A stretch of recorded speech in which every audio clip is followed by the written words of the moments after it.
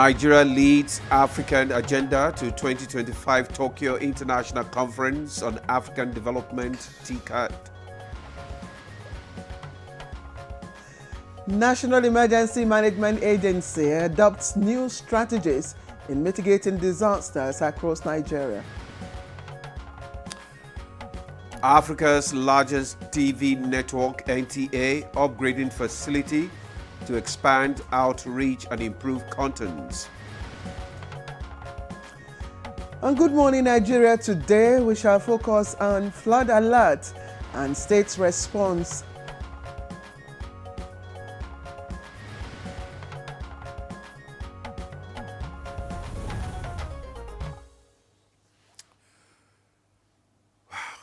The Nigeria Hydrological Services Agency issued a national flood alert notification warning of potential flooding in 198 local government areas across 31 states during forecast period of 7 to 21 August.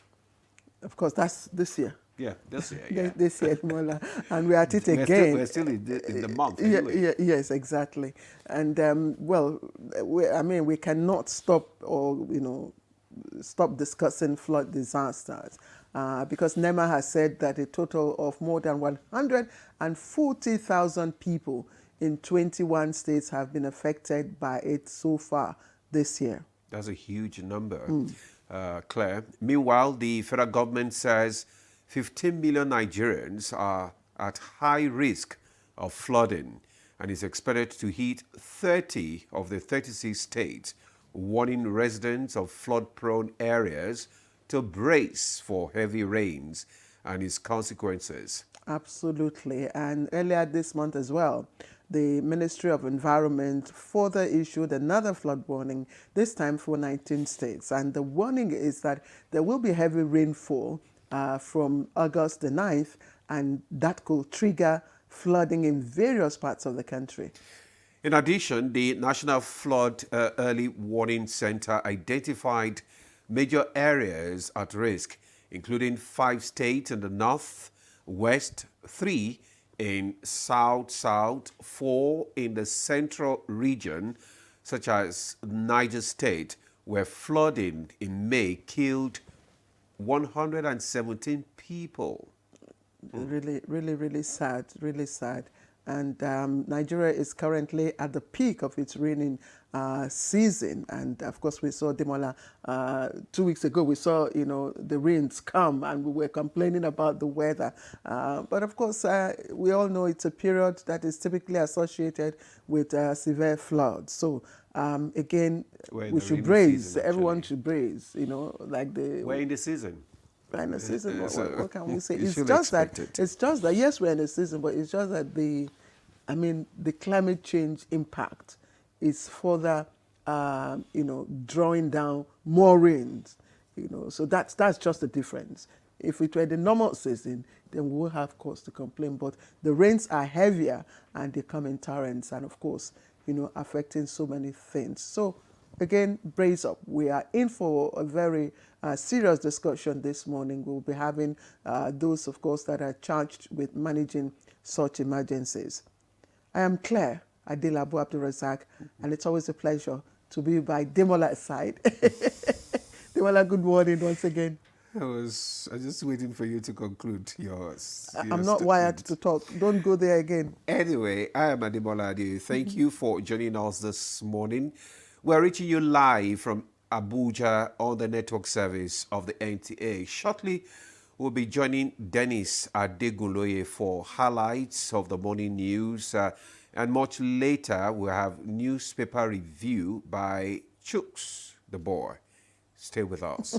Over to you, Dennis. Good morning to you. Dennis, the boy. Good morning, Ademola. Good morning, Claire.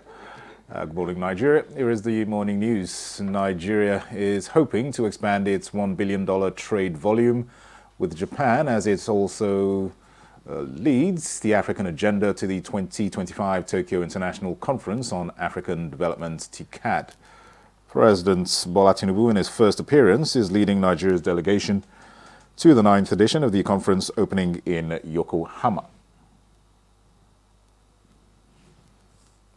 Base, which is what Nigeria is trying to achieve, which is what President Tinubu is committed to. And that way we can create those jobs for our teeming youths, tackle the issue of unemployment, and of course the macroeconomic reforms of President Tinubu are already in progress.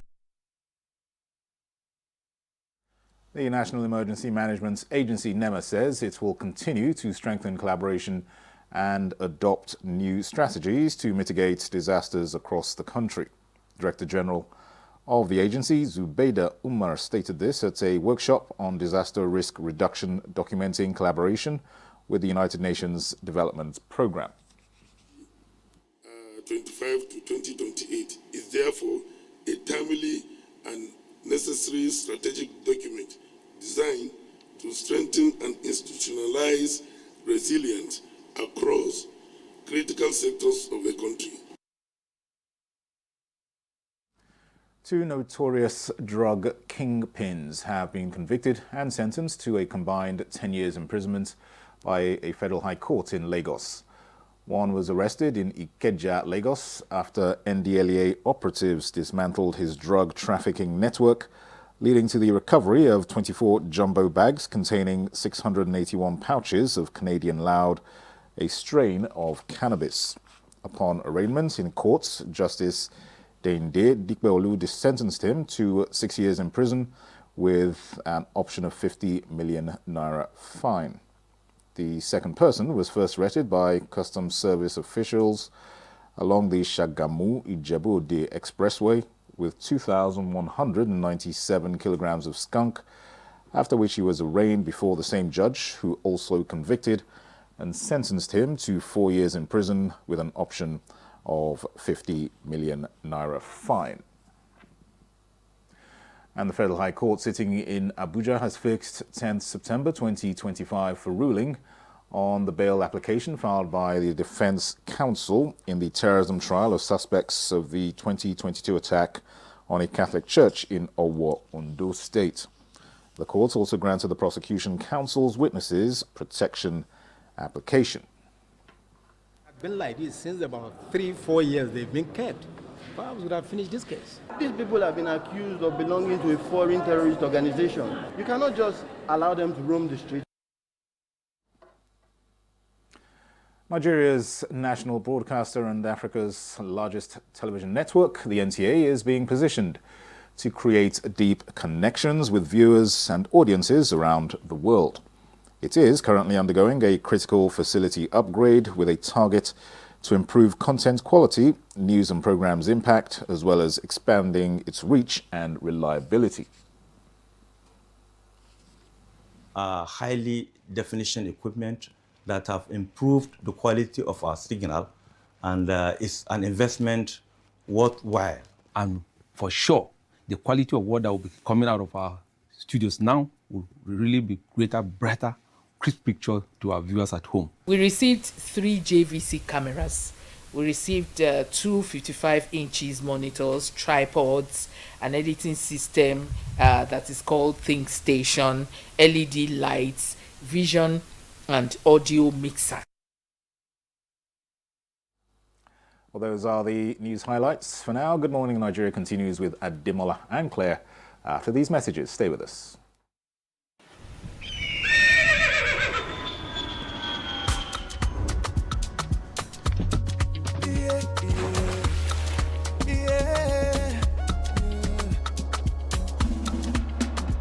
From the Atlantic across the savannah to the Sahara, we rise, a land of the free, we know they tire.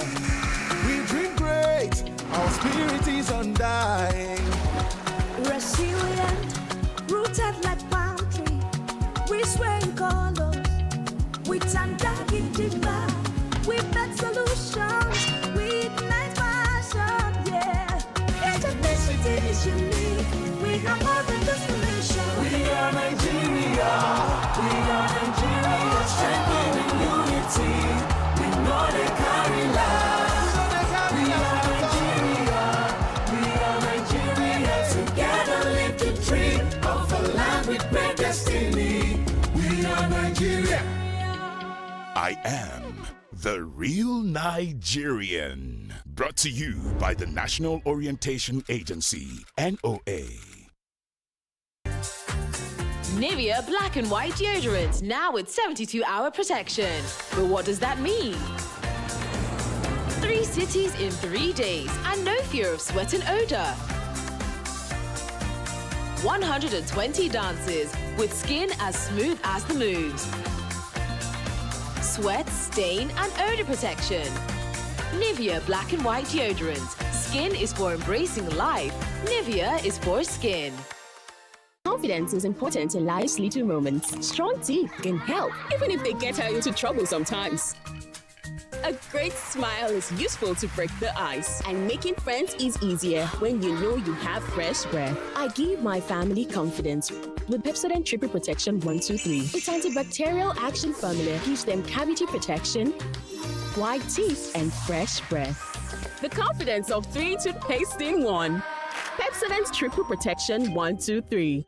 Have you been aspiring to be a student of the prestigious Ahmadu Bello University Zaria to no avail? Worry no more, as you can gain entry through NTA Television College Jos, an affiliate of the renowned Ahmadu Bello University Zaria, where eligible candidates with a JAMB admissible scores of not less than 180 and 100 scores, and with 5 credits O-level in social sciences, including English and mathematics, can turn their passion in broadcasting to profession by applying for a BSc in Mass Communication and MBTE approved innovation diploma courses in film and television production, broadcast journalism and television engineering respectively. The college, as a training hub with a pedigree of professionalism in the media space, also offers specialized courses in other related fields. For more information, visit our website at www.ntatvc.edu.ng or contact 08033 834-343 and 08069-809-897.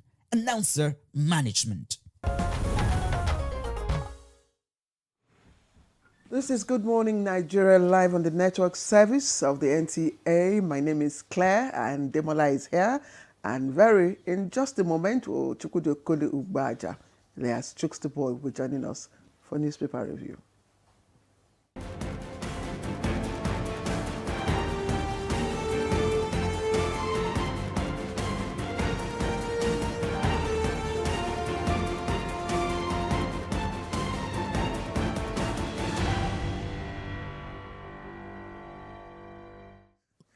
Thank you for staying with us. You're still on Good Morning Nigeria.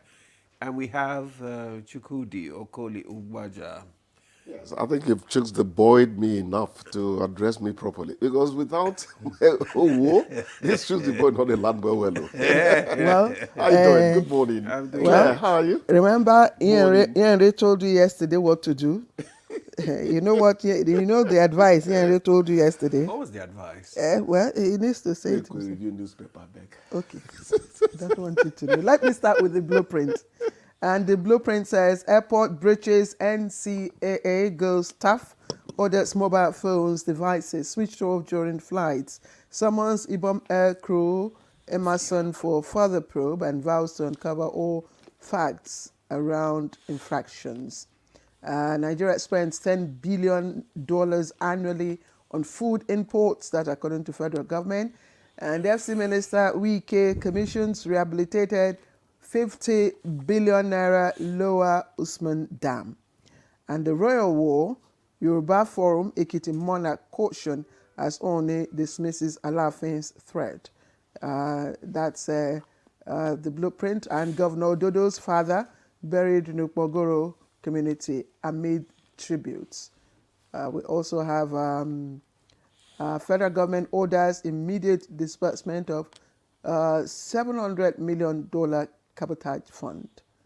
And in sports, Chang, home-based Super Eagles bow out with win over Congo. All right, let me just take the second paper, which is the People's Daily. And the People's Daily says, Al-Shabaab suspects court grants DSS request to shield witness. Rules on bail application September 10. Below the nameplate, you have other stories. Residents protest alleged illegal demolition of homes by military in Jaji. And police arrest 13 cattle rustlers, recover 27 stolen cows in Kaduna. And President Tinubu removed 5% telecom levy under new tax law. That's according to the NCC. There are other stories. Okay, these are political stories. So let me allow Demola, please. Okay.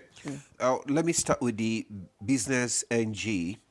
And just above that nameplate, we have federal government summons Ibom Air crew passenger over flight incident.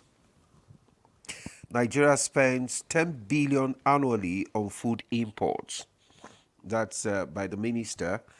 Details of that story can be found on page 2. Banks set for fresh gains as inflation drops. Rate cut looms. That is the major headline of that newspaper. And customs seizes 690 million illicit drugs in Katsina, links smuggling to banditry. Then we have NCAA orders full phone shut down during flights. NCAA orders full phone shut down during flights. Then we have oil price decline, deepens, strengthens Nigeria fiscal stability. All this from the Business NG. Now to the Vanguard newspaper. We have the Vanguard newspaper just above that nameplate of the Vanguard newspaper. Does the blue strip. We have Edo Cardoso strengthen fiscal monetary partnership. 2027 Amechi's presidential bid dead on arrival by Wike. That is on page 11. NBA writes AGF demands release of Osun local government funds. Details of that story can be found on page 10. NCAA summons Ibom Air cabin crew Emerson for further investigation. U.S. report raises concern over security justice in Nigeria. Details of that story can be found on page 5. We recorded 35,000 cases of right violations, 375 killings in July. Our Catholic Church attackers had links with foreign terrorist groups. DSS tells court. Details on page 8. Northwest stakeholders, security chiefs rally against banditry. That story can be found on page 13. Bandits killed 13 worshippers in Katsina Mosque. The details of that story is on page 26. Abuja court freezes 4 bank accounts linked to ex-NNPCL boss Kyari, and vision restored. How Vanguard is changing lives. Anyway, that story, the details of that story can be found on page 7. Over to you, Chooks. Our Catholic Church attackers had links with foreign terrorist groups. That's the DSS talking to the court. And you would say, well, they are just restating or re-emphasizing it because these terrorists definitely are not homegrown anymore. Yeah. They are not, you know. The bit I would actually raise an eyebrow about is Al-Shabaab suspects court grants DSS request to shield witness. I thought that the security agency could actually make that their own initiative. I didn't know that they would need to talk to the court first before that could happen. But it's all to ensure that you don't endanger the life of somebody who wants to testify against people who say that mayhem is the best way to live life. Oil price decline threatens Nigeria's fiscal stability.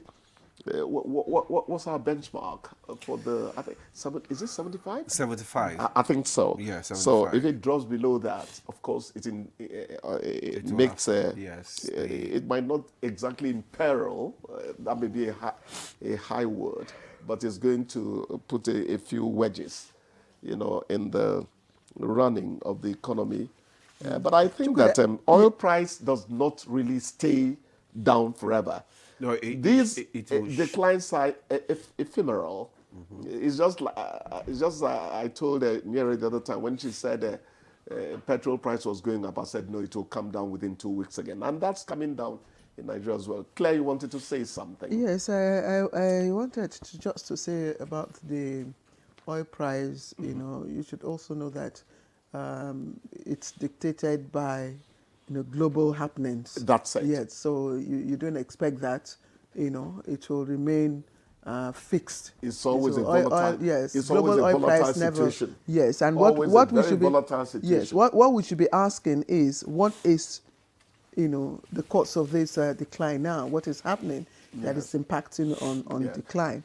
And the decline follows renewed diplomatic efforts involving U.S. President Donald Trump, Russian President Vladimir Putin, and Ukrainian President, yes, Zelensky. Yes. So we know actually the discussion started on Monday. That's and it. There is the U.S. President is actually making a headway. Yes. You have the European leaders also joining in the discussion to bring a ceasefire to the war that has been ravaging that part of the region. Yeah. For so long. But the clause is the fear really is that President Trump may decide to remove the sanction on Russian oil, and if that happens, it means that you will now have more countries producing and contributing into the system, which would be He was actually threatening more sanctions.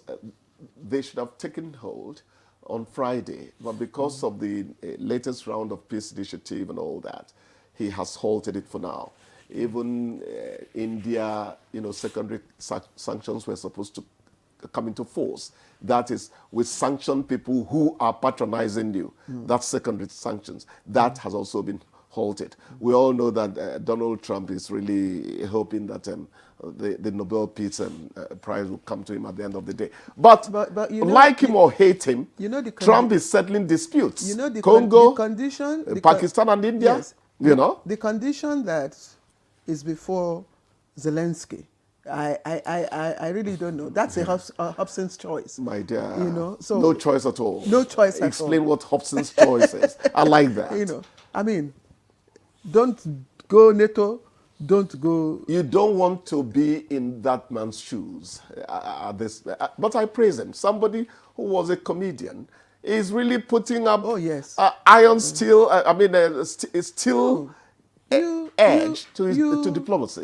I'm sorry, you talk about comedians as if they do not have, intellectual capacity. Claire, you need to this clarify program lasts for just 15 minutes. No, but don't you stretch need to. me. No. What I meant was that somebody who had it as a natural gift to make people laugh could suddenly become a very stern diplomat, president, and all that. They seem to be at two extremes. But as you said, I'm actually saving you. Being comic doesn't mean that you're no longer firm. Precisely. So I thought we could also look at... Let's look at this. The bank set for fresh gains as inflation drops. That seems to be a good news. I said last week that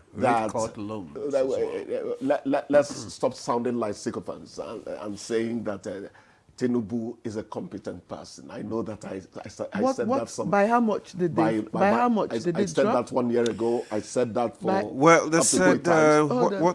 the details is 21%. Okay. Remember, we got to 27. Yes, the biggest winners actually slows the expectation rise that the central bank may soon cut interest rate as well. Yes. And Business NG is reporting that the banking index, which tracks the performance of major banks, has already surged.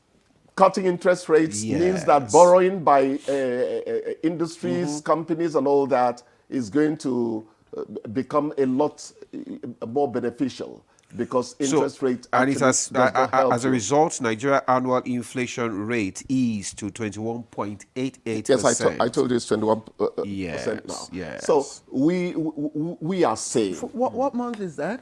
July. Yes. This So is we're July. yet to have It's that going to over move us. down more. It's going to move down more. But I think let's not begin to sound like the media aid of the president. Actually, you know? the target But the actually, truth is, yes. The target actually is 15%. Yes. They are Well, hoping. For a developing country, that might sound otherwise 15 in the UK, US is still, I was listening to conversations around this. I don't know if this is a new one. I've not gone through it, but I was listening to conversations around the latest thing, and what these economic experts say is that the decline was actually a marginal decline in increase in the prices of items. Well, it's happening. So the last time we had something in that range was understand. No, we discussed it here. Hello, ladies and Yeah. gentlemen. The last time we had something close to that was 2023. The truth is that the economic policies are beginning to work. They are, if nowhere else, at the macro level. What you and I are looking for is for it to percolate into micro, realities. I actually bought some good, bunch of plantain yesterday. I was shocked. I had not eaten plantain. Would it concern us with your plantain? No. I'm just telling you, just reaffirming what you're saying. Oh, okay. Oh, yes, oh. that I bought. Thank you. I had not bought plantain in a You long I time. keep on telling journalists, I'm a gadfly in the newsroom, no master. I keep on telling journalists, when people are doing well, say they are doing well. Okay, when they're not doing well, let us also say, hey, you're endangering the lives of our people. You are doing well. You are doing well. So I'm telling you now that you are doing me well out. You are doing well. And because you are doing well, we have to ease you out. All right, thank you, Chief. Bless you. Thank you for Always your a joy. contribution this morning. Thank so you. we'll take a break, and when we come back, we'll look at the flood alerts and state preparedness for this. Stay with us. We're not in a romantic relationship, we're in a dash. Brotherly relationship. Friends with benefits. Yeah, very bad boy. No. Family relationship. Who be your family? Situationship. Are you in a situationship? It is well. Survey says... Hey! Onenge is my girlfriend. You want dodge? Thank God. Say I hacked. An oversized shirt is okay to wear, but an oversized dash isn't. Skirts. Bro. Shop. Pants. Whoa. Name something you add to your text to make them more interesting. Emojis. Stickers, pictures. The way my back at the breathe, at the yara. Gifts. Survey says. My birthday.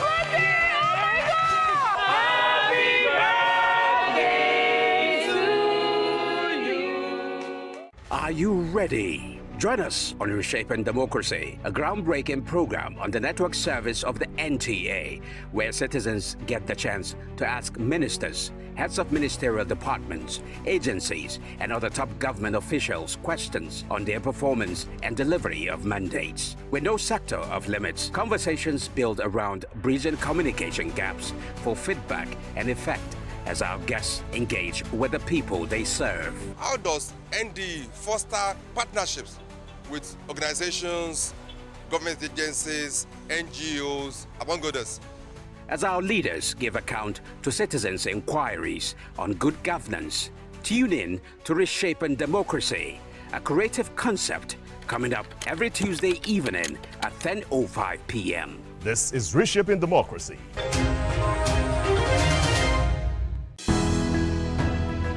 The counsel of our fathers. My advice to these young people is please do not take us back to those harrowing days. You probably do not know what it is. Nigerian youths, let's build our nation together.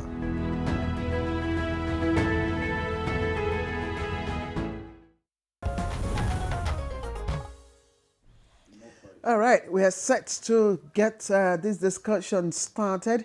And don't forget, you can always join the conversation. The phone number to send your comments will be displayed in a short while. And please do write your name and indicate where you are reaching us from. This is Good Morning Nigeria. Let's take a background report in just a moment.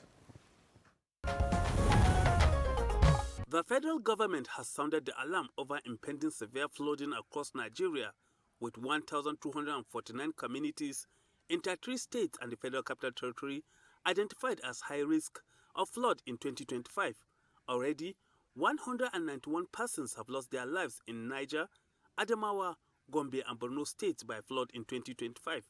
According to the update from the National Emergency Management Agency 2025 Flood Disaster Dashboard, 134,435 Nigerians were affected in 47 local government areas across 20 states of the Federation so far. This led to intensified sensitization campaigns, clearing of waterways to reduce flood risks, among others. In states with high flood risk, states' emergency management agencies are working with the National Emergency Management Agency, security agencies, Red Cross and others to boost disaster response with warning to flood-prone residents to relocate, as well as relief materials including food, medical and building supplies being stockpiled to ensure swift rescue, evacuation and response to victims. The 2024 floods are a traumatic reminder of the devastating nature of the flood, which resulted in over 300 fatalities, affecting more than 1.2 million people in 31 states, prompting the federal, states and other stakeholders to work together to prevent a recurrence. How prepared are flood-prone states? What are the precautionary measures put in place by the state government? And what supportive role is the federal government playing to ensure minimal destruction? These and more are some of the questions guests on Good Morning Nigeria will find answers to on the program. Thank you, Ibrahim, for that detailed, a background report. And already we have in the studio some of our guests that will be discussing the issue of flood alerts and state preparedness. And just here to discuss is we have Stephen Jabo. Is the technical advisor to the Director General Hydrological Services Agency. Mr. Jabo, you're welcome to Good Morning Nigeria. Yeah, good morning, and it's a pleasure to be here this morning. All right. Also joining us this morning to discuss is the Director of Search and Rescue, Commodore Kenneth Oyang. Thank you very much. Good morning, Nigerians. It's a pleasure to be here once again. Well, I think you need to adjust your glasses. Go ahead with the introductions. All right, joining us from our Mina studio is Dr. Ibrahim Audu Hussein. He's the Director of Information and Special Duties, Niger State Emergency Management Agency. Mr. Hussein, you're welcome to Good Morning Nigeria. Good morning. I'm Dr. Goji Mohammed, Executive Secretary of CMA Yobe. All right. Thank you for that. Just a slight adjustment. Yes, adjustments there. Okay. We also have joining us from via Zoom from Yobe. Okay, that's Dr. Mohammed Goje, who is the Executive Secretary, SEMA Yobe State. That's we've just introduced him. Thank you very much for joining us. And from Yola, we have Selin Laori, who is the Executive Secretary, Adamawa State Emergency Management Agency. Madam, thank you very much for joining us.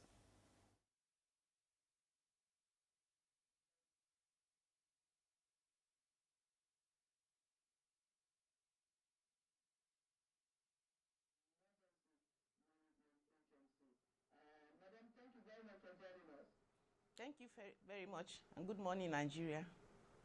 Thank you so much, Madam, for joining us. Now, let's kickstart our conversation this morning by looking at how prepared the states are for this prediction that will hit, especially the northern parts of the country.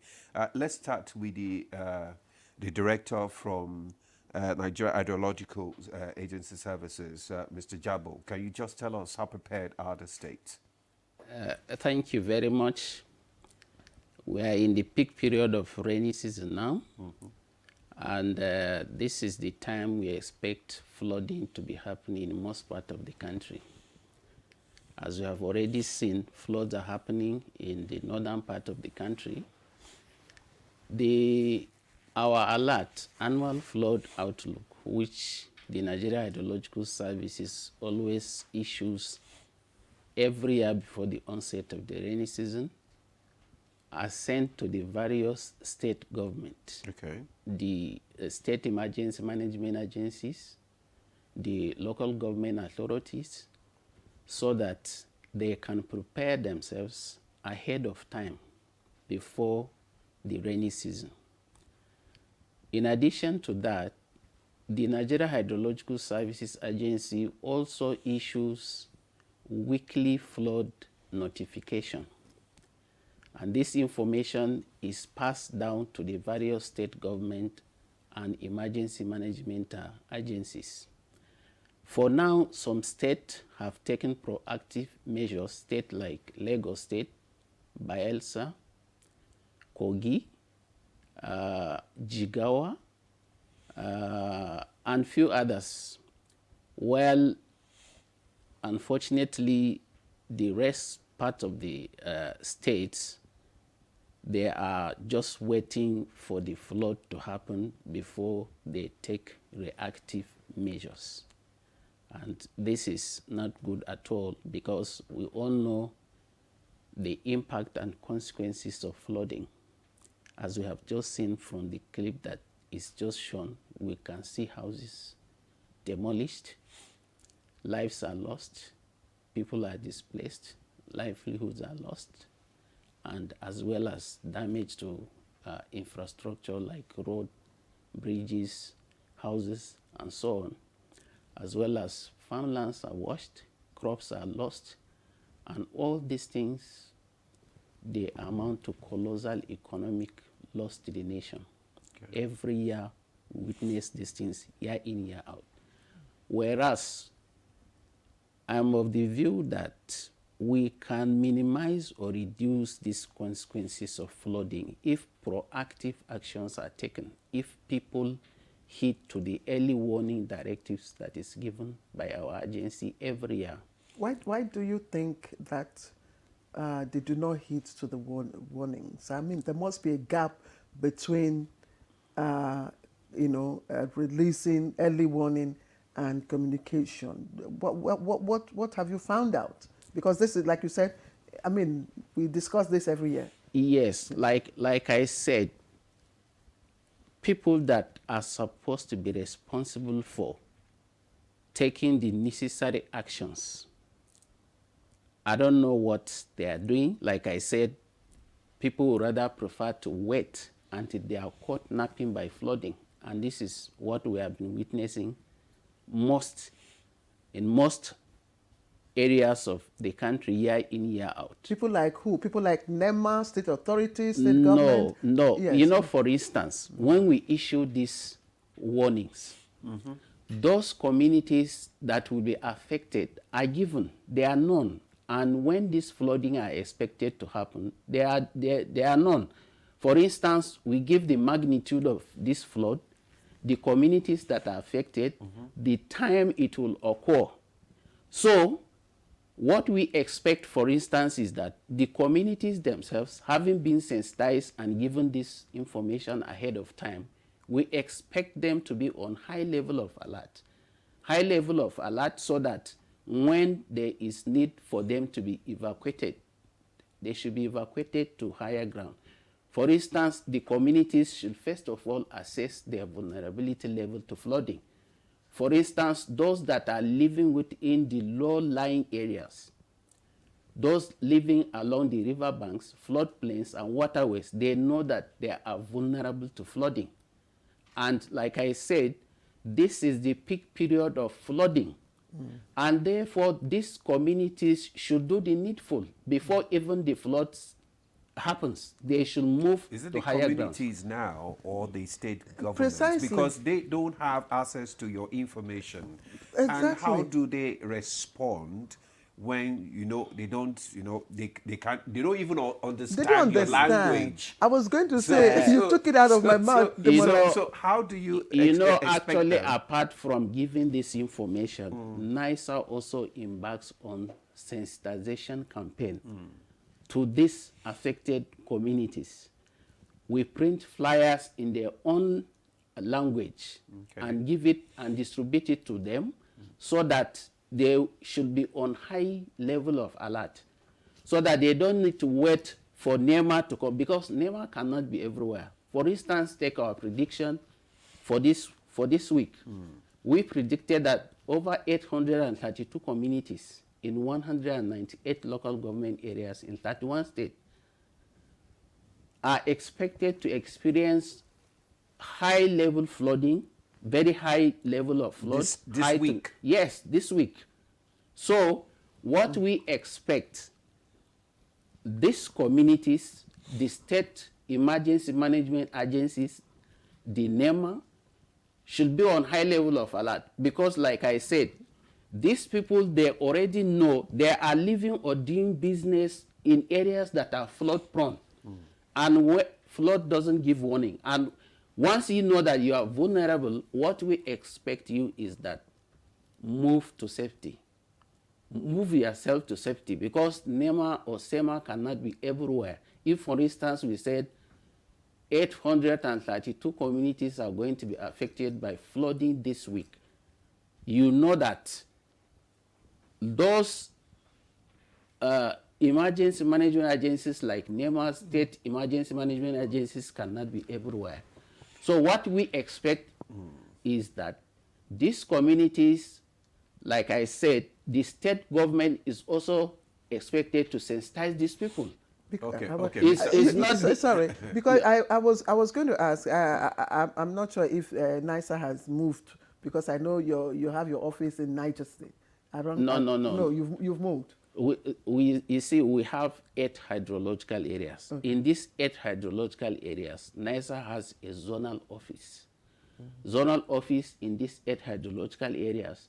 And they also embark on sensitizing these communities that are vulnerable within their area of coverage. That's why I was going to ask, because I know that Mokwa, yes, the communities within that Mokwa, since 2012, they have been. Yes, they have been hit. I'm just wondering if there has been a comprehensive and robust sensitization for the people in those areas. Like Demola asked, these are community people that can't even read. They can't even, they don't understand the language, your communication language. I think Commodore Kenneth Oyon wants to contribute to this conversation. Just hold on. Okay, yes. This Mocha flood that happened this year, we have predicted it as far back as April, when we released our annual flood outlook this year. Mocha was predicted to fall within high flood risks as well as moderate flood risks this year. Now, if you look at the highlight of our annual flood outlook that was unveiled this year in April, we said 1,249 communities are expected to suffer high level of flooding this year. Now, if 1,242 communities in 176 local government areas in 30 states plus FCT are expected to fall within the high risk flooding this period. So you can imagine, if NISA will really have the ability and capability to cover all these 1,249 communities in 176 local government, 30 state plus FCT, it will almost be impossible.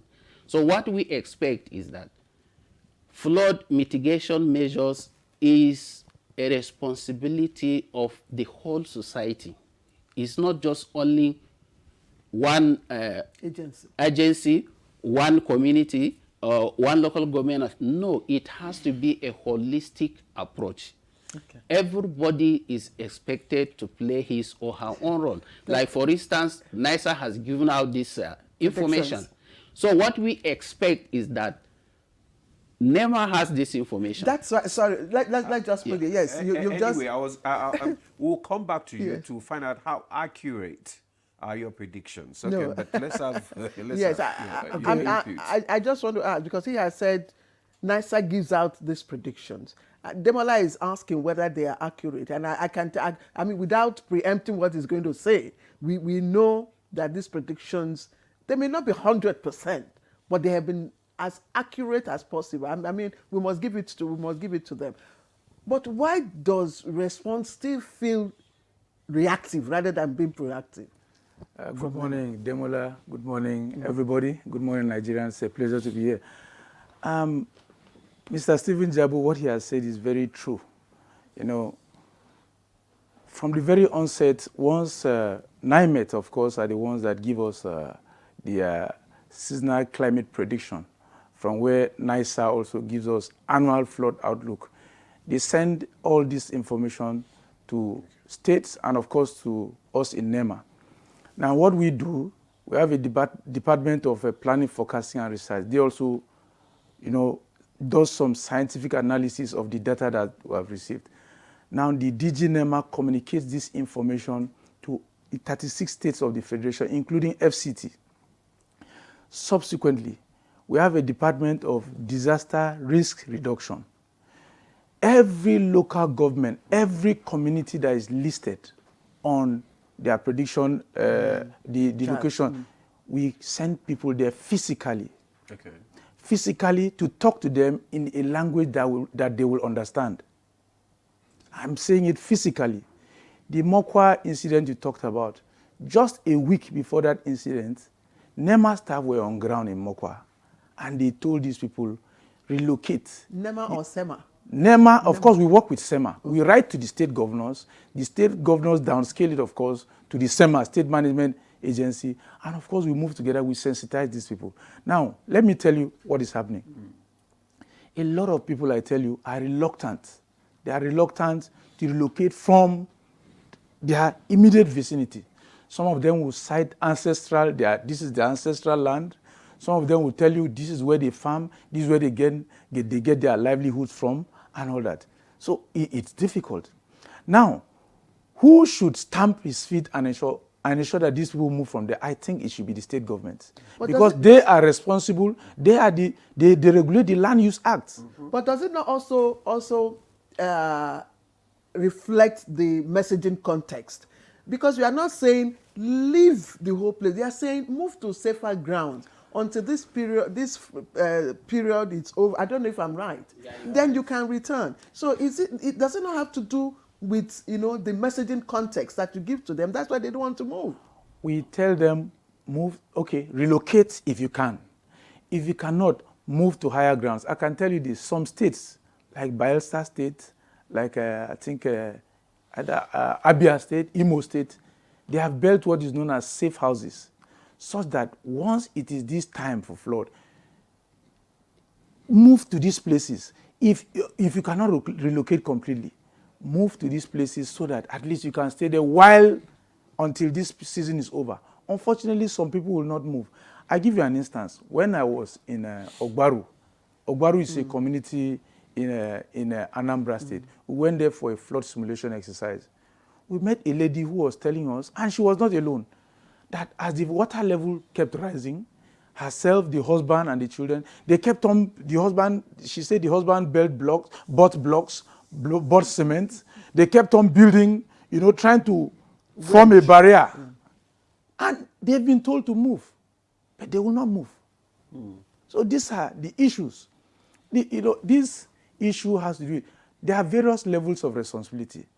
There is the individual level. As a person, you owe yourself that responsibility of listening to instructions and taking those instructions for your own safety. And for your information, this lady, she was with her children. But the state government, don't they have the rights to move them by force? They have that right. Of course. Yeah, so why do you leave them if they refuse to move? Then? Well, I was going to ask, what do you do? Do you just leave them? Well, my DG, Mrs. Zubaida Omar, of course, she has been to the Federal Executive Council, where NEMA we're an emergency management agency. We are not a law enforcement agency. Okay. The state, of course, has the Land Use Act. They are the ones that they know which lands can be given out to people to reside. They know which land should. Take, for instance, the Lagos State. Lagos State is very good at this.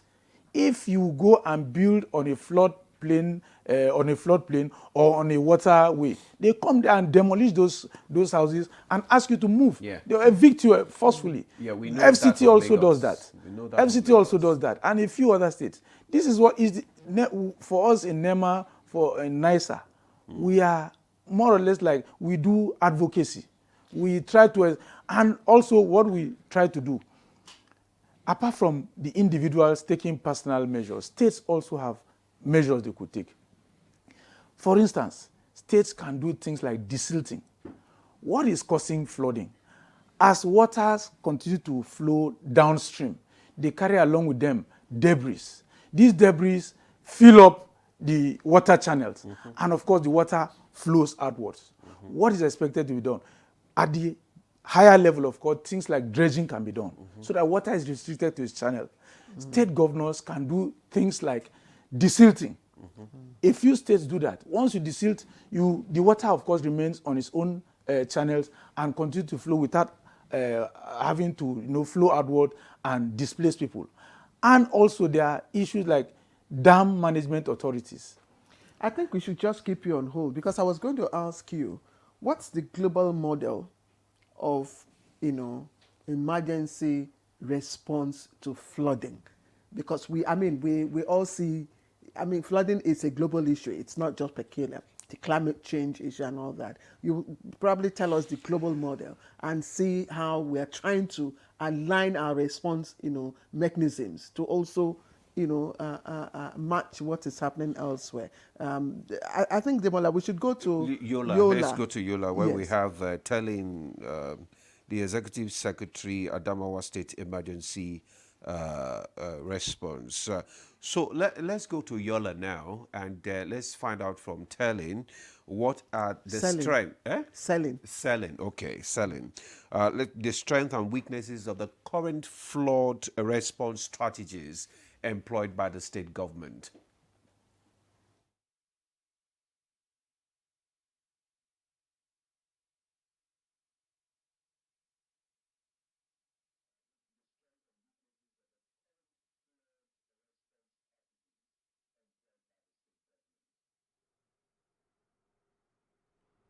Okay, thank you very much for the question. In Adamawa State, we have our flood response plan on ground. We have also the contingency plan on ground. These are the traditional methods that are used, but right now we're working towards the anticipatory action model, where we intend to be fully prepared before the floods are even here. We will fully sensitize those that are living on the flood-prone areas, and then we will ensure that they move even before the floods are here through constant sensitization involving their community leaders, so that the level of destruction to life and properties will not be as much as when we used to wait for the floods to come before we now respond. So that is where Adamawa State is right now. Do you have resistance from some of these communities? Because just like Commodore has said here, and also and the state director, the federal director, that some of these community resists, movement from these flood-prone areas. Do you have such cases in your state, and how do you, attend to them?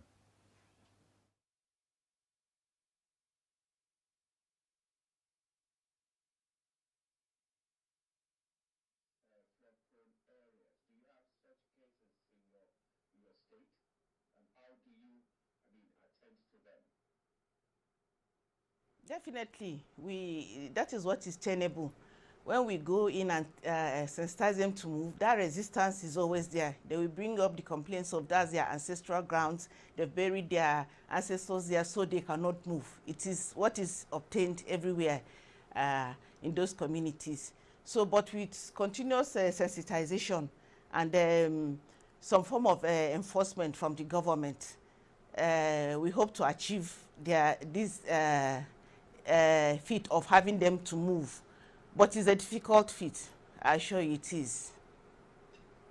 Right, thank you, Madam Selin. Let's now go to our studio. No, we come back before we go to okay, the yes, studio. I'm sorry. Let's just keep you on hold. We'll come back to you. Let's return to Nisa. Okay, we do have Zoom, but we'll return to Zoom in just a moment. Talk to us about, again, state collaboration.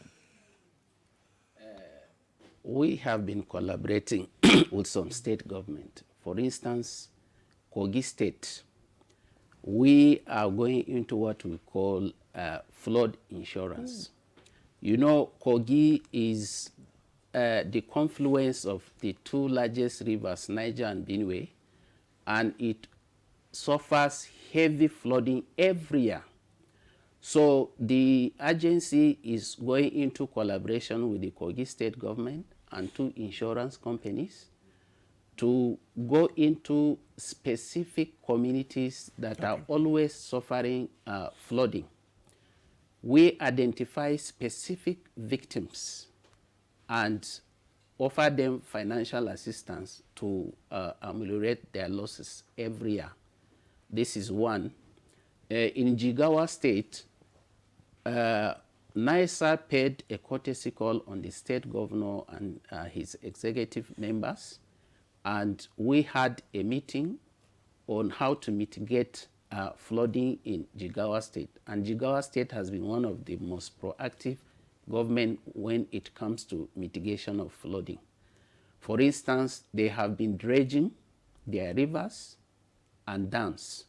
They have also relocated an entire village that is occupying a low-lying topography, because Jigawa is a flat land and you see a lot of wetlands, floodplains, so they suffer heavy riverine flooding as well as water releases from dams. Okay. So they have relocated an entire community completely from that low-lying to a higher ground.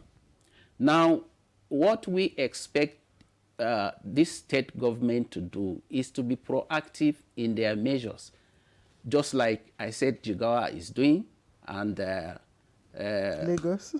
Lagos too is doing. What we expect them to do is, for instance, are there enough drainage systems that will accommodate the excess flood waters that will be coming? Because we know where those flood always happens. We know where they happen. So what can we do?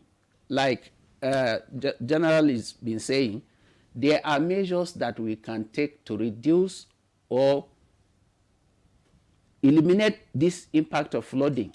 And there are two major ways: structural and non-structural measures. The structural measures are, for instance, when building our villages, cities, and urban areas, do we have enough drainage systems? If we do, what about our habit of waste disposal? Because even where you have this enough drainage system, people go there and mess up the drainage systems by putting dirt and waste. Then we have to ensure that enough drainage systems are put in place. We make sure that those drainage systems are cleared before flooding starts. Then, like he said, the general said, we can do desilting of our rivers and dams, because most of these rivers, they carry a lot of sediment and therefore reduce their storage and water carrying capacity. So one of the effective ways of doing is desilting of these rivers and dams. Then we can also construct what we call levees, flood walls as well as flood embankment, because, for instance, there are different types of flooding and with different solutions to it. For instance, riverine flooding, like what we are experiencing now in most of the country, is to dredge these rivers, dredge them. And sometimes we can also divert this excess water from these rivers into what we call detention or retention basins, where this excess water can be kept for some time and utilized during the dry season period. Then we can also plant trees and grasses around our environment because they break surface runoff. I mean, that's the low-hanging fruit there. But of course, you know that it takes some time for the tree. Yeah. Yes, I think. But Let's go allow to you. Zoom now. Yes. Zoom guest. That's Dr. Mohammed Goje, is Executive Secretary, SEMA on Yobe State. Mr. Dr. Goje, let's get your perspective on this issue. What is your state government doing concerning mitigating flood in Yobe State? Is the state government being proactive or reactive, just like he said? And what are the strategies that you are employing? Thank you very much for having me. And I believe there is no better way to say that if you are proactive, you save more lives, you save more resources, and you make sure that your communities are safe. What we do in Yobe State is His Excellency, our governor, as early as February, when NIMED and NISA shared their communication, and I must comment that unlike previous years, 2025, there has been more improved communication through the sister agencies, NIMED, NISA, NEMA, including Federal Ministry of Environment, on flood risks and other challenges. So what we do at Yobe State is to prepare and ensure that there are mitigation measures. And how do we do that? Is to ensure that we disseminate these early warning signs to communities, we ensure that there's community sensitization, and most importantly, as much as you sensitize, there are people that will be resistant. And if there are no legislation to impose those resistance in those communities, then you must prepare in case of worst case scenario. We have an experience in 2024, 2023, where a community that has been devastated by flooding, we pick commodities, want to reach the community, but there is no access road. We have to go through Kano, Jigawa, and reach that community. So we become more informed now that we get a strategic locations, we build our warehouses, we restock our commodities in case of emergency. No matter how much you sensitize, you must also prepare to respond and do the recovery phase. And another aspect that I want the key stakeholders to note is the stages of flooding passes through different stages. It can be the one that comes as a result of heavy rainwater, the one that comes as a result of overflow of dams, and at the end of the season, where rivers like Hadija Jamari, Dadinkwa, other rivers that overflow, and when they discharge, they pass through Yobe State in routes to the Lake Chad or other rivers. So there has to be a strong communication even across the states within the region. It's not enough to disseminate findings from NIMED and NISA. They have done their part. But as state actors, we need to have a strong synergy to communicate when you are discharging your water, when the water is overflowing in your communities, so that we will make our communities informed and alert. And in terms of a pilot case, there was a community that we just received information last week. We went to the community. They were surrounded by heavy downfall water, and they were at high risk of being overflowed if another rain strikes. And His Excellency Governor Buni directed that we must move that community to a safer location. As I speak to you now, our team are making plans to move them to either primary school or secondary schools. These are 197 households. At the number of 5 persons per household, it's a big number. So, but then, and when you move them, there are things that you have to consider. At the moment, even their source of water has been contaminated and their latrines has been damaged. You can imagine the accompanying risks, communicable disease and other things.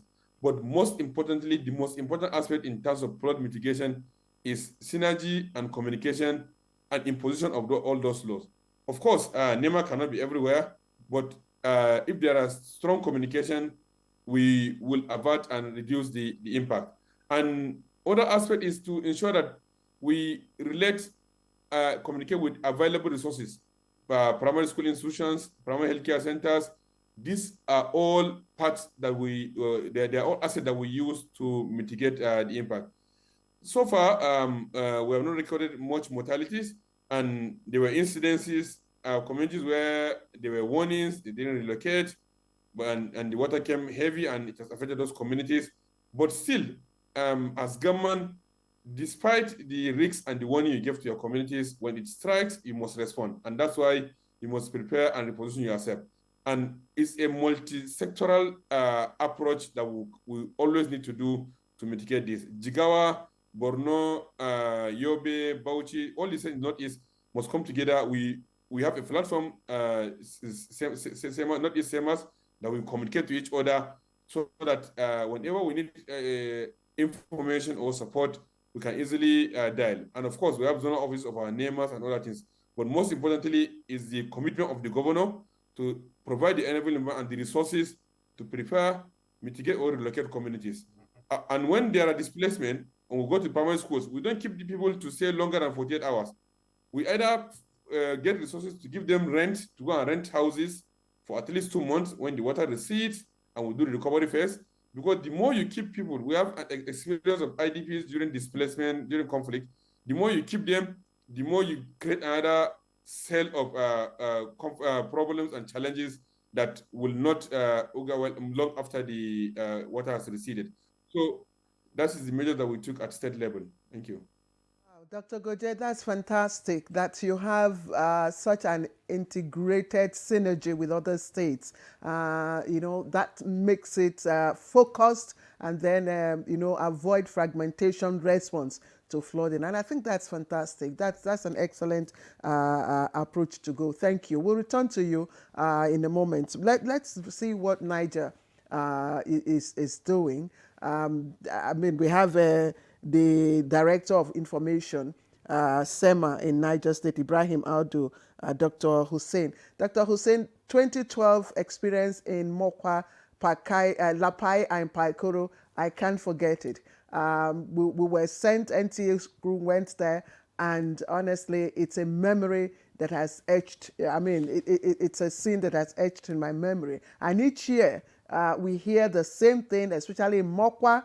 Mokwa has, a link. It's located very close to River Niger, and then other communities that are also near Jebel Lake. These are communities that have, experienced flooding year in, year out. I'm just wondering, at the moment, is there... Don't forget that this year, too, they have experienced a worse one. Precisely. 117 people dead. So I'm just wondering, is there a community now that you can point where you actually have, well-established response, habitation, where they can go? And do you even have a register of flood, those that are vulnerable to flood?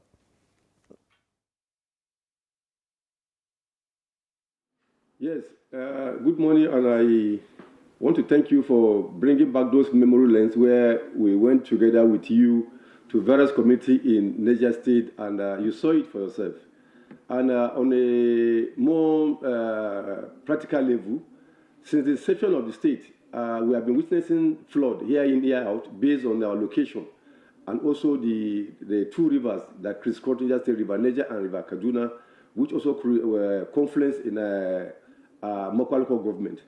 So we are very mindful of this, and since we were caught unaware in 2012, since then we have been working assiduously. We have what we call action plan. We have contingency planning for flooding, and every year by January we do assess fund from the government, because government has given the flood issue a very strong priority because of the fact that it knows that whether we like it or not, because of our location, we must witness flooding. That is why we have 4 dams in the state. And then about 13 local governments are either upstream or downstream of this dam. So whether we like it or not, we must experience flooding as a result of these waters that pass through the state. So we do have records of all the local government, the communities that are flooding year in year. We have their records. So we do not wait for NAMED prediction or NISA. What we do is that by January, we dust our files and we move out with our contact person, our desk officers, our volunteers. We begin to establish contact with them, and we begin to tell them this is what we are expecting this year, based on our own understanding that we don't need to wait, because whether we like it or not, we must explain flooding. So we start by what we call a stakeholders meeting or stakeholders engagement, where we bring all response agencies together, and then we discuss on the response and also the activities we're supposed to carry out based on this. What if it happens? Or what do we do to reduce its impact or even prevent those that we can prevent from happening? We look at what do they have on ground, what is their response capacity, how prepared are they, and then we look at this, and we look at what we have done last year, lesson learned, and see how we can also remedy those things that we didn't do right, and those that we have done right, we did them.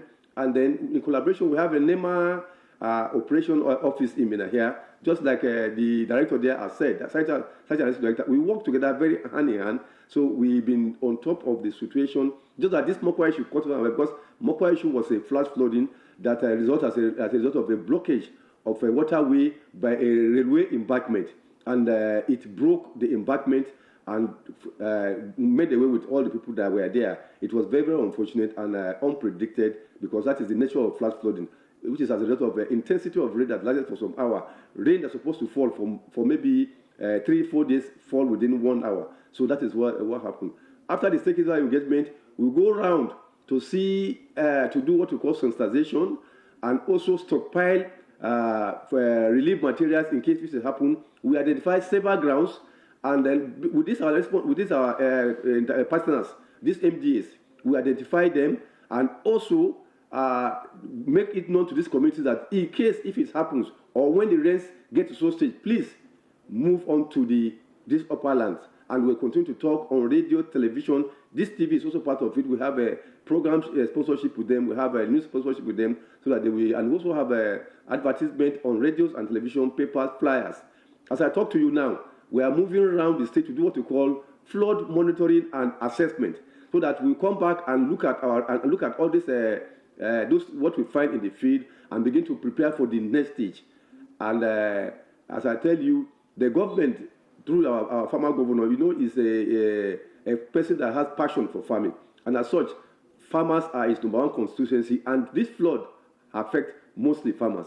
So his project is and developmental policy is modeled around farming activities. That is why we have Niger Foods, and also have New Niger Project. The New Niger Project was earmarked to address the flash flooding we have in the state, where we have road reconstructions, drainage expansion, and what. So these things is taking place in all the satellite cities of the state. This is to reduce the impact of flooding. Most especially, we have in Mina, Suleja, that we used to have loss of life, record rates of life on yearly basis. Those things are presently a thing that will come to pass after the completion of this project that is going on. The drainages have been expanded, bridges also expanded, and more areas are expanded. But the most important thing, or the actual things which has to do with climate change, you never can say. There are new areas that we never expected that are going to be flooded or have not been in our record. And of recent, those areas have been flooding here and there. So it is a situation whereby we need to continue to be on our feet and continue to look for support, and also engage our stakeholders, including all the responsibilities, the MDAs, to work together to reduce the impact. But we are prepared to respond very, very effectively. Thank you. Just give me a moment. I just want to let the viewer know that they can also send us, comments wherever you are. If you are experiencing any of this, please send us your comment. Let us know your situation. Let us know what you think, whether at the state level or at the national level, what NEMA can't do, or what the state government can't do, or what even NISA can't do to help mediate this flooding incident. But I want to return to Dr. Hussaini. Dr. Hussaini, I wanted you to speak to us beyond all that you have said, all that you have told us, which I believe some may be practical, some may be on paper. At this moment, Is there any community in Niger State that is flood ready, that has all the evacuation, structures that are functional and, shelter at this moment? We already have areas that are already experiencing flood.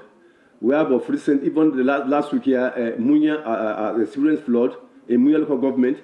We have Tofa in Gura local government. They have also experienced flood. We have Jagi, we have Putaji. All these people, these communities have experienced flooding, and there are numerous of them. But the ones that the areas that are much impacted are for now farmlands. There is a stage we get to when presently we are having what we call white flooding. When black flooding comes, that is what affected most of our communities. That is why we are doing what we call monitoring and evaluation, so that when that peak period comes, the areas earmarked for these people to go, the higher grounds will force them to go, because for now there is nobody in Niger State or no community in Niger State that is not aware of the dangers they face, because of our constant sensitization and our constant communication and our making use of community leaders, the traditional institutions, and also the CBOs within them, and the religion organizations. We've been using them, talking to them, and also because they believe more. These are their own people who reside with them, not necessarily we coming from the headquarters or from the government cycle. So these people are part of us. We also have volunteers, and there are times we go to this community, the traditional institutions, to help us talk to these people, and we go along with them, both on the road and on the rivers, to communicate them. Where are these camps? Where are these evacuation camps located in Niger State? That's what I'm asking. I'm saying, do you have ready camps where flood victims, safe houses, that's what you call them. Do you have them ready now? Given the latest predictions, you must be ready in reality than all that we are saying. We have to see that you're ready when we see these safe camps. We have the one at New Muregi. We have at New Muregi, where we have the federal government who build hostels for these people. We also have the one the state government build. We also have the one the IPADEC is building and ready for occupation. And also some state government buildings, like public buildings, have been earmarked for them to go to, because the issue of resettlement or building structures, practical structure for them, is capital intensive. But meanwhile, we are using what we call public buildings of government, like schools, like other public buildings that are earmarked for them to move to. Very much, Dr. Hussein. We'll get back to you in the course of this discussion. But let's come back to the studio now, and let's come straight to Commodore Kenneth Oyong. We're looking at the issue of rescue now and response, because that has also been a major challenge in this season. What do you think communities can do, especially when it comes to issue of supporting response and recovery of victims? Thank you very much once again, Demola. So what we do in NEMA after the sensitization by disaster risk reduction, so we conduct what is known as a full-scale simulation exercise. Okay. By this we mean that my own department of search and rescue, we identify these communities that are prone to flood, okay. Communities that that we know have been identified, or they are notorious for flood. We started with Ogbaru local government in Anambra State. From there, we conducted another simulation exercise in Wudil local government in Kano State. Then from there, we proceeded to Duku, a suburb in Kebbi State. After which, presently, we are planning to go to Ahoda West local government area in River State. So what are we planning to achieve? We want to ensure that as much as possible, we reach these communities and interact with them. Because what we found out is that most states, like my DG will always say, the reaction should be from bottom up. Once disaster strikes, the closest person to you is in a better position to assist you than a federal agency. So what we do is we go to these communities, we identify who are what do you have an early warning team? Okay. Do you have an early warning community? Do you have people who monitor water levels in your community? If you don't have, we help them to set it up. We want to know also what are your protocols, what are your procedures, what are your processes? Who do you talk to once you observe that the water levels are rising? Who are your local divers? Who are your canoe owners? Do you have their contacts? In most cases, we find out that they don't have. And in all other cases, we also find out that the state emergency management agencies are not equipped to handle the situation. They don't have things as simple as life jackets. For instance, when we were in Duku, in Kebbi State, we found out that the state emergency management agency, they don't have things as simple as life jackets. They don't have boats to evacuate people. So, like I stated, the simulation exercise is such that we try to tell the people, okay, once this flood comes in, the response starts from you. So if you are overwhelmed by the flood, then the state management agency can come in, SEMAS. How will they come in, of course, when they don't have things like boats, they don't have things like life jackets, they don't have ambulances to evacuate people, they don't have some state emergency management agencies, even lack vehicles. How do you evacuate people? So what we do when we go to these communities, we bring the community leaders together. Okay. We bring the local emergency management committees together. We tell them this is what you should do. You must have youths who monitor water level. We identify areas where you can go and monitor the water levels. Once water exceeds this level, you have to sound the alarm system. You have to bring in the canoe owners. You have to bring in the local divers. You have to go around the communities and start evacuating people. After evacuating them, where do you take them to? We assist them to identify high grounds where you can take these people to. When you take these people there, what do? We also assist them, telling them how to set up a standard camp according to UN standards. We also bring in all stakeholders that should participate in a flood response.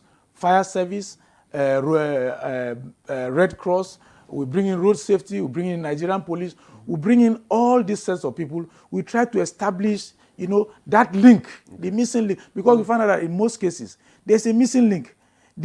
Once water starts rising, the locals, they don't know who to talk to. So we try to put all these things together so that they can respond effectively. The state can come before the federal government. Are you working with the state of course. agency? Of course, we work with the state emergency management agencies, and what we try to do, we try to, of course, involve contiguous states. For instance, when we were in Anambra State, we brought in the state emergency management agency authorities from Imo State, from Abia State, all of them, so that because once the flood starts from one state, you can be rest assured that to move to the next state. Right. Let me ask you. Yes. I know SEMA is within the state. I mean, under the jurisdiction of state executives, but you are also coordinating them as from the national. And we know that these states, most of them do not have the financial capacity, or probably have not shown enough enough zeal, to do the needful.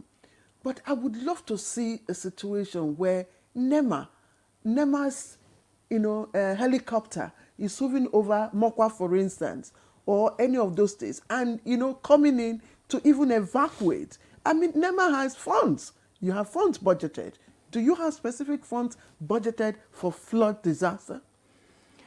Thank you very much for that question. You would have heard over the news that recently the federal government disbursed some funds known as ecological funds to every state. So when you say states do not have funds, I will not totally agree with that. Yeah. States are funded to ensure that they respond to emergencies. Now, let me go to the act that established NEMA. The act, NEMA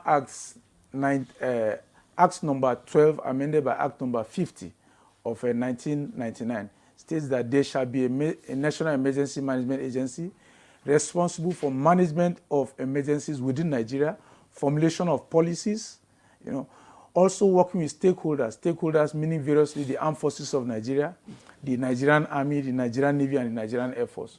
So when you talk of having equipment like aircraft, NEMA, we have what is known as stakeholders like the Nigerian Armed Forces. We call them disaster response units. For instance, when the Mokwa flood incident happened, we had to call on one of the first responders was the 99 Air Weapons School in Kainji. They gave us their aircraft, which flew overhead the flood area to direct, ground response forces to where they needed to respond to. So, also in the same NEMA Act, the same Act states that there shall be a state emergency management agency in every state of the federation. For local government, there shall be local emergency management committees managed by the states. I mean, once disaster strikes, let me just say this. If in this studio, a disaster strikes now, it won't. Fine, you don't want it to strike. Thank you very much. Who is in a better position to start? Where do we start the help from? Of course, either Demola will start the help or myself will start the help from here. That is why the states are empowered to start the process. Yeah, just hold on. But unfortunately, that's not what we are seeing. Just hold on. We have some comments. You have some comments. And I would really love to get comments from those living in Kogi, from Niger, Yobe, Imo, especially Lagos, Bayelsa. If you are living in all of these places, this discussion is for you. Let us know what you feel. Let us know how you think NEMA or NISA or State SEMA can help. And we have somebody, Jack Abba from Makrodi in Benue. He said, flood alert and state preparedness, what a topic so apt. Year in, year out, authorities responsible for flood alerts have always been on top of their jobs. The main concerns are the states need to do more. The states need to do more. Makrodi, Jack Abba, thank you. Good morning, good morning, NTA. Good morning, Nigerians. My name is Sanusi Musa Romo from Kanu. I'm watching your programs, and so far it's been educative. Keep it up. Thank you. Thank you, Musa. I am Mengwa Chukwemeka. Flooding is of advantage to Nigerians. And my take is people should leave flood. Sorry, I'm sure you meant is of a disadvantage, not advantage. Disadvantage. My take is people should leave flood areas for farming. Flooding comes with free organic manure. Oh, that replenish our land for farming. So he's actually, he's bringing out, yeah, but he's bringing out the advantage, yeah, the positive side of farming. These are the reasons why people do not want to leave those places.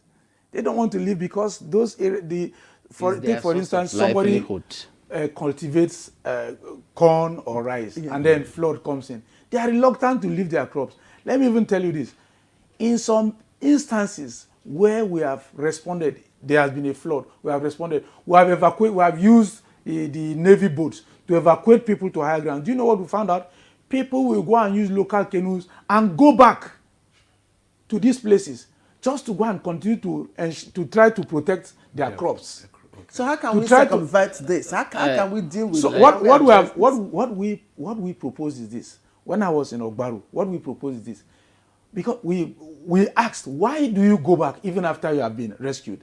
And they will tell us that they have to go back and protect their crops, protect their properties. So what we did was, we told the local authorities, the Governor General, we said, okay, set up a task force or a security committee on boats, so that even while the waters are still high, that task force can be around the community to ensure that nobody breaks into anybody's house to steal their properties, or nobody goes to somebody's farm to harvest their crops. Because we found out that this is the main reason why they don't want to leave. They want to stay back and protect. Okay, there's one more message from Ken Depo. I want to contribute to what he has said. Yes. You see, the floodplains they are centers of agricultural productivity. Flooding has an advantage. These flood waters, when rivers overflow their banks and flow into the floodplains, they deposit soil that are rich in nutrients. So you find out that many crops are being planted, farmed by farmers in these floodplains. So, because they look at it as their source of livelihood, they don't want to leave the floodplains.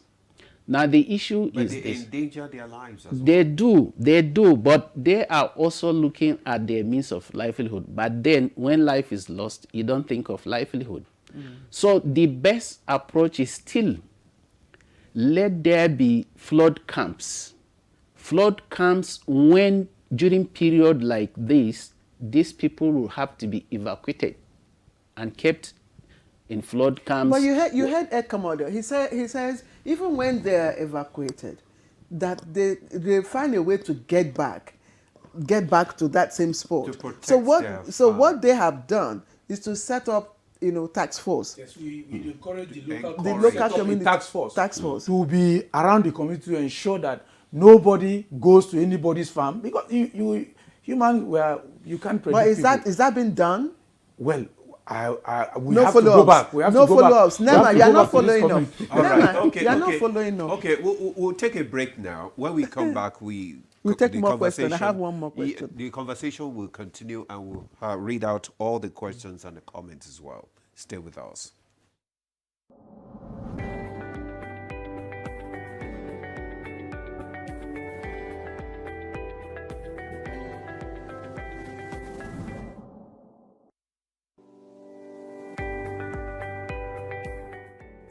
Food security is national security. And where there is hunger, then the insecurity in that particular country will continue to remain. And so it is in everybody's interest, not just the government interest, but the private sector as well, to ensure that we have a very good agricultural policy that drives sustainable growth and then progress, of course, in its implementation. One of the things that we were doing and we stopped doing as a country is the operations of the storage facilities, the storage infrastructure, all the way to logistics, talking about farm mechanization, the vehicles that we need. The feeder routes, the construction of the feeder routes. The feeder routes are so called because they are not A-trunk roads. They are farmstead roads. I believe that if a considerable investment can go into the construction of feeder roads, then our machines, our transportation equipment would be a lot more efficient. There will be a lot of uptime, less downtime, and we will be able to, on good time, transport our produce from farm gate to either factory gate or market gate. Let us look at how we can make a dual use of our farm mechanization equipment so that when a tractor in the planting season takes a plow, a harrow, and it's able to prepare land, during the harvest and post-harvest season, you should be able to attach a bucket to that tractor to be able to take it to the nearest center where it can then be taken on. These are short and medium-term measures that we can take to boost productivity. We need to ensure that agriculture is practiced in the most acceptable and modern way possible. We need to make sure that the science of agriculture is indeed science. In other words, we are able to apply methods, we are able to apply resources into green agriculture, so that when we are fully migrated away from hoes and cutlasses and all of these menial tasks, which, by the way, have formed some impression in the mind of these young people, they would then be able to see how enjoyable and how profitable agriculture can be. We've seen a lot of digitization of the sector. There is digitization of agriculture today. We have precision agriculture. We also have climate-smart agriculture. All of these, of course, hydroponics, greenhouse agriculture, and all of these are actually a better way, a more excellent way of producing food in an organic manner, but a lot more smartly.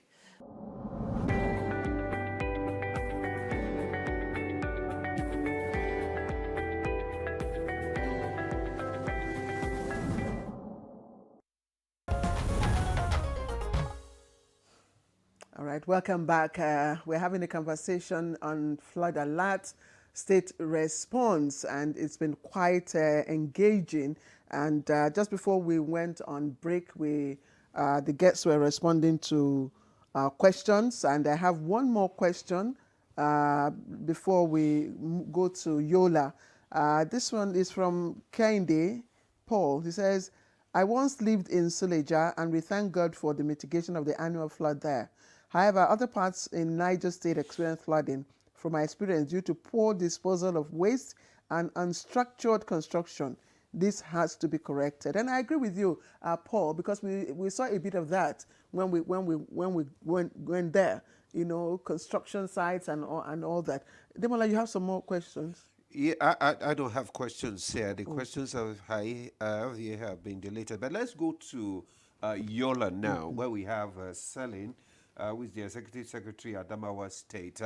We're looking at the issue of funding mechanism now, and to support, flood mitigation and response efforts in the states. And we talked about, the Commodore talked about this ecological fund. What exactly is the state? How are they, utilizing the ecological fund?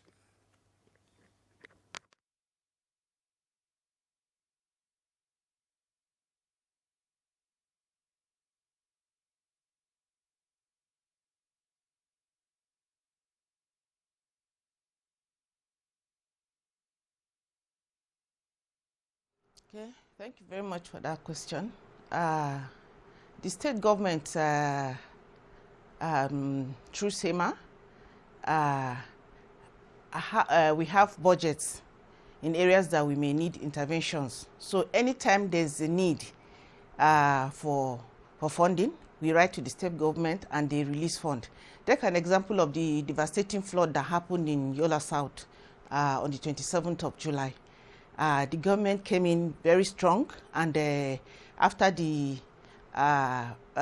evacuation and a response, we were able to send those that were affected to a camp where the government catered for them for 3 to 4 days.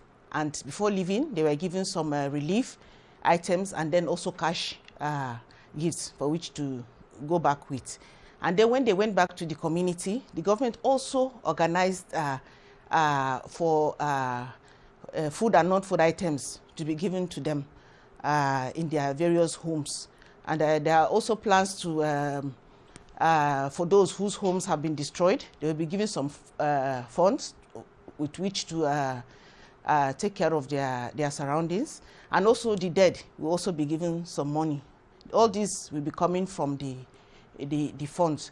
And then the government is also planning, they've marked homes, because we found out that there are people that built homes along the waterways, which is causing, most of the time causes this flood. So there are plans to demolish all homes that have been built along the waterways. These homes have been compensated even before now.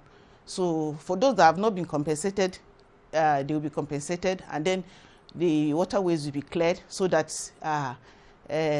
those floods will not occur in the future.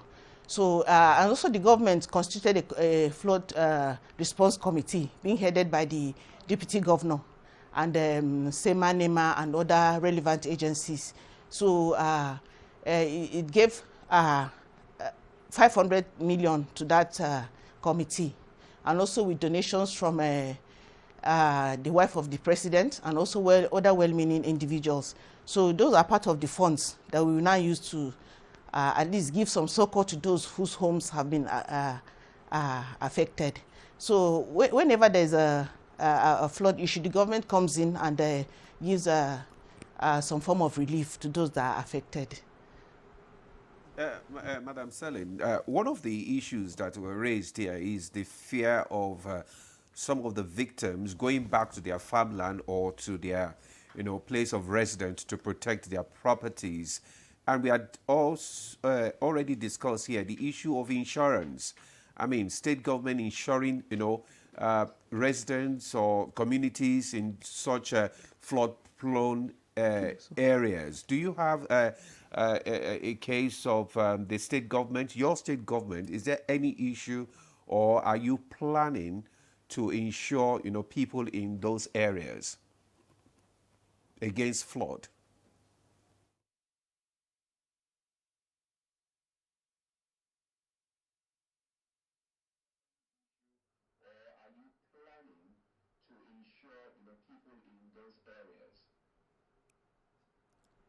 The issue of flood insurance cannot be overemphasized. And we are all seeing how it's going to play a big role in affecting the lives of our people. So we are at the stage of planning. We are planning to advise the government on the adoption of the issue of insurance. It's going to go a long way in alleviating the sufferings of those that will eventually be affected by flooding, and then it will place less burden on the government. So we're at the stage of planning. We've started meetings. We're working towards adopting the issue of the flood insurance. In fact, thank you for mentioning flood insurance. Thank you, Celine. I'll put that question to Dr. Goje. Dr. Goje, I'm just wondering, this flood insurance, are you able to access it? And if you're able to access it, how does it work? That's one. And I'm also wondering what could be the major, challenge affecting SEMA's ability for proactive response to emergencies. Thank you very much. Let me start from the second one. I think for SEMA to be proactively responding, I will give a case study of how we do our own. You don't need any soothsayer to tell you the calendar year when water will start falling and when the rainfall will cease. And once you have your work plan, what we do is to have a work plan for the year. And once the governor approves the work plan, that means the budget has been approved to be accessed. And as simple as life jacket, there is no local government area that you will go that our LEMC does not have life jacket, because these are very basic equipment that you need to respond. Another thing is to look inward and outside and within the nearest possible access, how we can mobilize funding. We have Northeast Development Commission in our vicinity, and whenever we prioritize our needs, because as much as they want to help us, they have to key into our priorities. And the priority is, let us be preventive, let us take precautionary measures to mitigate. We don't want you to bring food.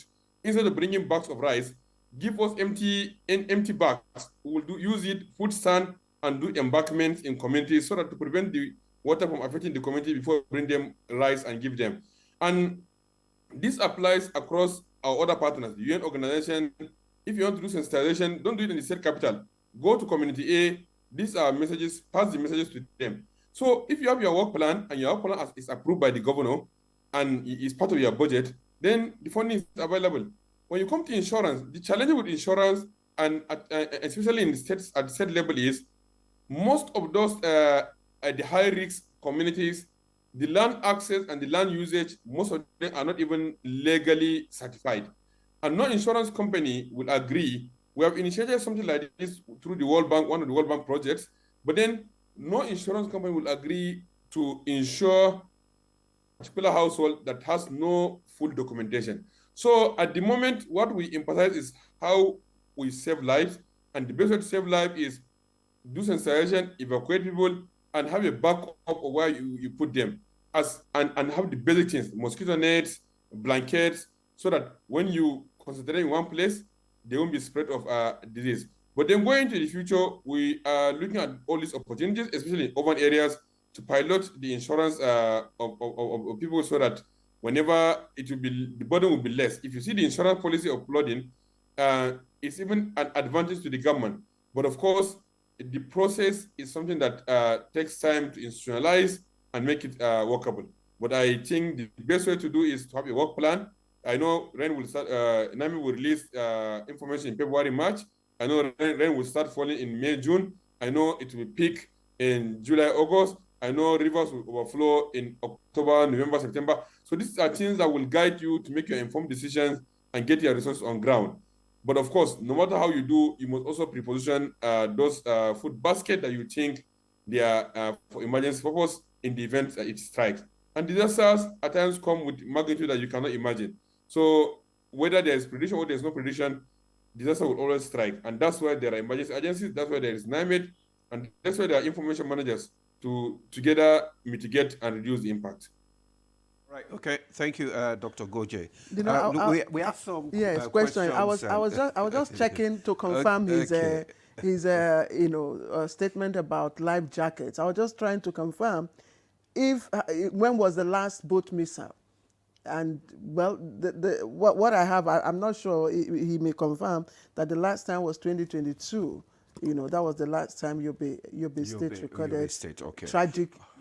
Yes, Yobe State. We just yes. There was a boat mishap in Sokoto State just 3 days on the 17th. Yes. Okay.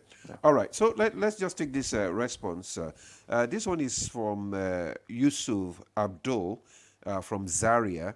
It says, response to flooding can be energized by social media to enhance collaborative coordination to share critical information and resources in the area of community engagement, real-time updates, simulation exercises, and predictive analysis. It becomes more effective, efficient, and coordinated. Maybe the director of NISA will respond to that. Thanks, NTA, for this enlightenment program. I believe the issue of flooding is a responsibility of all, but I believe state governments should be more proactive. That one is from Mahmoud. Mahmoud is from Ilori. This one says, good morning, my name is Ibrahim Salihu from Niger State, a media practitioner. Despite the efforts of government, people are still stubborn, and government needs to execute force for compliance. Okay, I have some. Are you done? Okay, I have, yes. Yes, I have some. They should respond to that, then we'll now read yours. Because we don't have time. We don't lump everything together.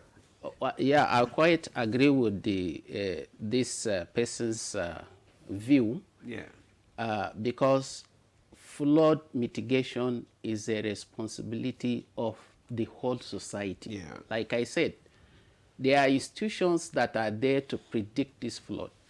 And when these informations are given out, we also expect relevant emergency management authorities to do their own.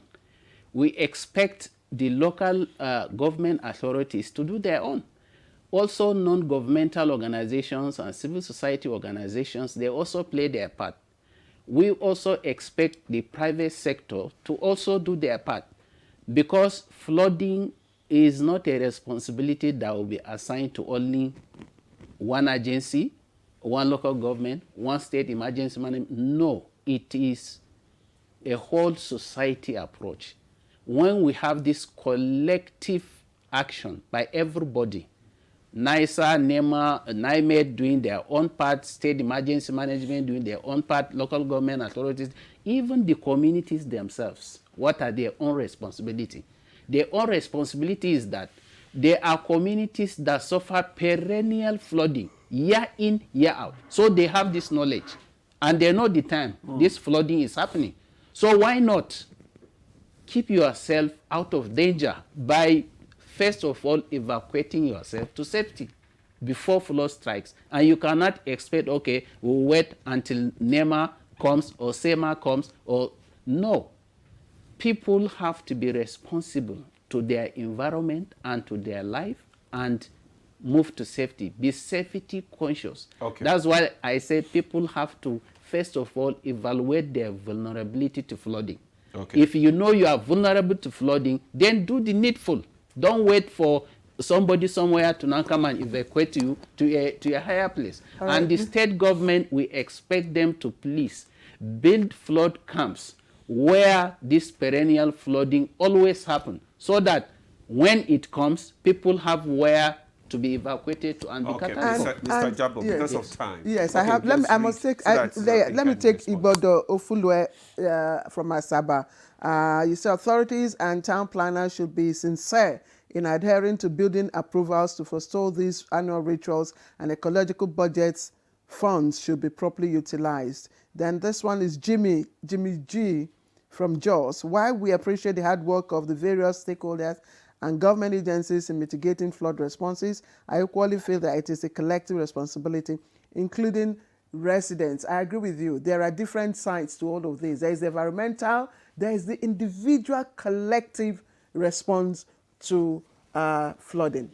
Okay. Yeah. Okay, thank you very much. There's an area I would like us to touch. Still has to do with flooding. There's an area I would like us to touch. That's the area of the regulation of transportation in our inland waterways. While we were for the flood simulation exercise in Duku, in Kebbi State, an issue was brought up where the communities stated that there are so many boat mishaps that are taking place as a result of failure to regulate the transportation within the inland waterways. You know, I have to. I'm sorry. Yes. I have to interject here because we need to get the closing remarks from Dr. Hussaini in Niger. Dr. Hussaini, quickly tell us what you think. What can be done in the immediate, to avert further disasters from flooding.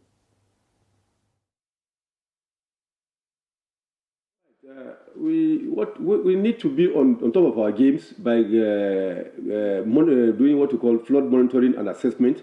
Let's have the people on ground, and then communication should be flowing so that you can monitor the water level. There should be synergy between the agencies and the local divers, the local boat owners, and also the dam authorities, so that when the levels of water begin to increase, we could move down with force, not just this time around going to talk to these people, because it is our duty to keep them on arm's way, remove them from arm's way. So we need seriously to do what we call enforcement. And by enforcement, mean this is the stage where the other water we are expecting, that is the black flood, is coming. So we need to be very close to these people, be with them, and then have our eye with them there, so that we could move them up by force.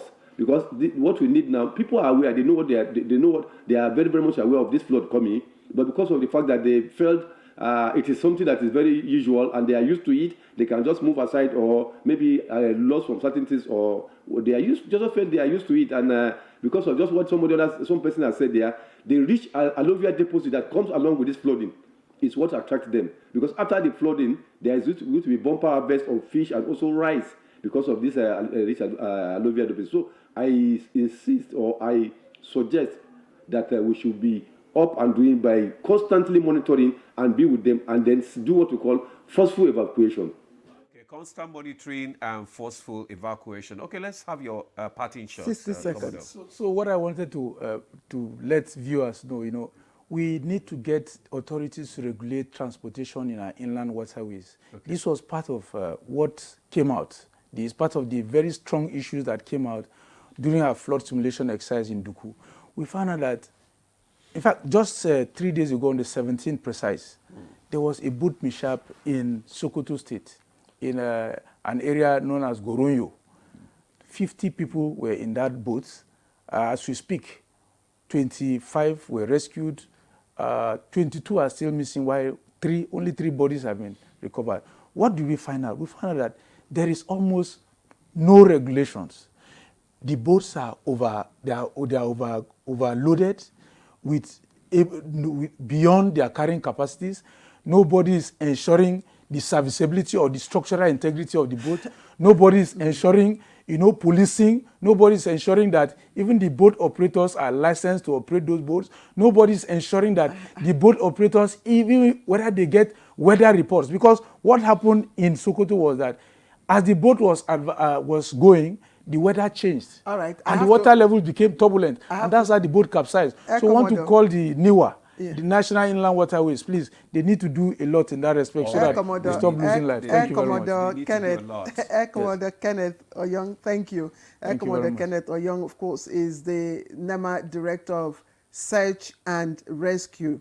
Thank you very much for your contribution. Let me also thank Mr. Stephen Jabo, who is the Technical Advisor to the Director General of Hydrological Services Agency, Thank you. And from our MENA studio is Dr. Ibrahim Aldo Hussein, Director, Information and Special Duties, Niger State Emergency Management Agency. We appreciate you. And we also have Yola, our guest joining us via Zoom from Yobe State. That's Dr. Mohamed Goje, Executive Secretary, SEMA. Thank you very much, sir, for your contribution. Finally, from Selin Lowry, Executive Secretary, Adamawa State Emergency Management Agency. We thank all of you, and to all of you who also sent in your comments, we thank you. Tomorrow is another day. We hope to read more from you. I am Claire Adelabu Abdurrazak. And I'm Ademola Adeoye. You do have a lovely day.